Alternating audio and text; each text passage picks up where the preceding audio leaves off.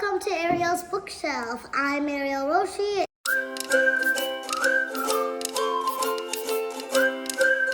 And today I'm going to be doing the fourth book in the Chronicles of Narnia, Prince Caspian. It's pronounced Caspian instead of Caspian. So then Peter, Susan, Edmund, and Lucy, you might remember them from the Lion, the Witch, and the Wardrobe. They've packed their bags and they're all in a train and they're going to their school. What happens is that they get sent a distress call from Prince Caspian, and then magic forces them out of the train. Time freezes in the train. Nothing happens, no one notices. Even the day and night, it freezes. Or let's just think of it as it keeps going on, but then when they return, they go back in time and then, yeah. Just think of it as time froze so big and everything froze. Yeah, just think of it. The whole world froze except the world of Narnia. That's a pretty good way to do it.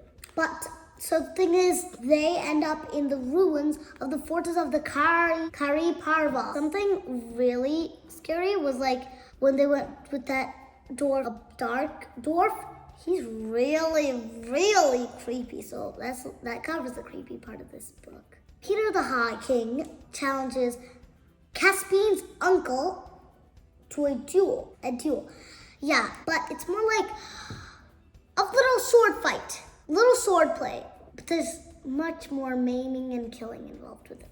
Like when my brother wrestles me on accident, and he doesn't really hurt me, but in this, it's just like that, except they're using swords and armors and shield and actually kill. Why are they dueling the uncle of Caspian? King someone, I don't know the name.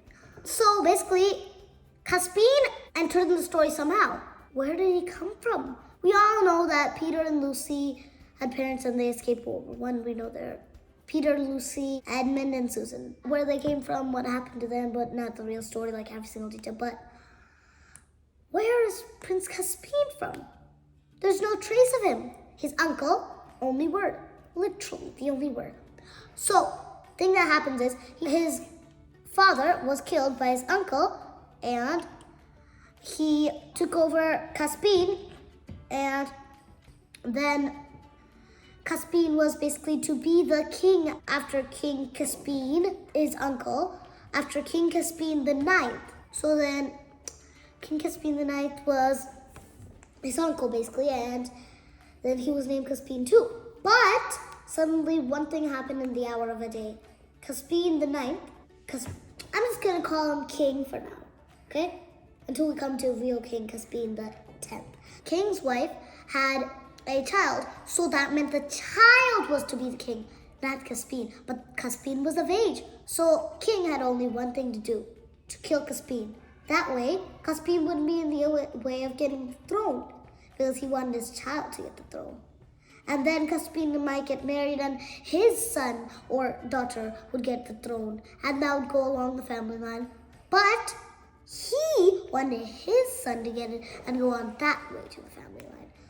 So basically, he also named his son Caspian. And that was basically known as Caspian the 10th. But Caspian went to Narnia. Well, he basically escaped to Narnia by accident. And then he became High King there after a bunch of storytelling. I can't tell the whole story. There's a bunch of long stories in here. One whole long story that takes like 4 chapters. I want everyone in the world to read these Narnia books because they're so good for your imagination. And also, Caspian is building an army against his uncle, and I think this is taking way too long. The Voyage of the Dawn Treader. Now, the Voyage of the Dawn Treader is when Lucy and Edmund and their cousin Estoche, they magically get into this place called Narnia again. But this time, Peter is on a boarding school, and Susan could go with them to the America because there was only 2 children allowed, or else it would cost way too much for the parents of his family. But then they stay out with their cousin Estoche. Then the really funny part is when they get into Narnia. Guess how it happens? They see this magical painting, but it's not really magical. They don't see it in the first place. What happens is that it's a picture of a Narnian ship where King Edmund and Queen Lucy are kings and queens. And cousin Estoche thinks that Narnia is just this made-up game that Lucy, Edmund, Peter, and Susan have created. It's not.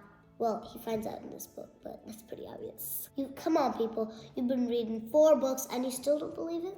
Well, here's some proof. My mom found out that her friend found a door. Just a random door with the cover nailed into a random place in the middle of some trees somewhere in Alaska or somewhere. Do you people remember that in The Horse and His Boy when they had the giant battle? Don't you remember something? Don't you remember that after Sasha was named Prince Core, all the Calamans that wanted to go back to their place went through a portal that went to their world and back? Hello, people, do you know what I'm hinting at? That might be the doorway to Narnia! I just enjoyed reading this book 1,000%. This really funny part is when they just get into the portal and then Sasha's like, oh, this is how long you can go without being seasick. Half a millisecond is his top. He usually gets seasick as soon as he sees a picture of the sea, smells something with salt. It's weird. I just have to say that the life lesson to this is you should never think. If you think a legend is not real, it's not going to be real. You need to believe in what you believe in, and then it'll become true. Just like Martin Luther King Jr. decided to try and make the world a better place. He has a dream. He had a vision, but he wasn't afraid to stand up and speak it. My dream is to travel the world by only walking. I'm not going to take a plane, but I might take a boat though, or maybe a ship. I've heard that ships are amazing. I just say that this book is amazingly amazing. Best book I've ever read. I've read Narnia once where there was this big book when all the stories were together. That would be pretty better. You wouldn't lose all the books. But then this one's I'm taking the books separately. And I don't know if that's better or not. I just think that's good. So, my friends, if you want me to do more book reviews, then you better say bye.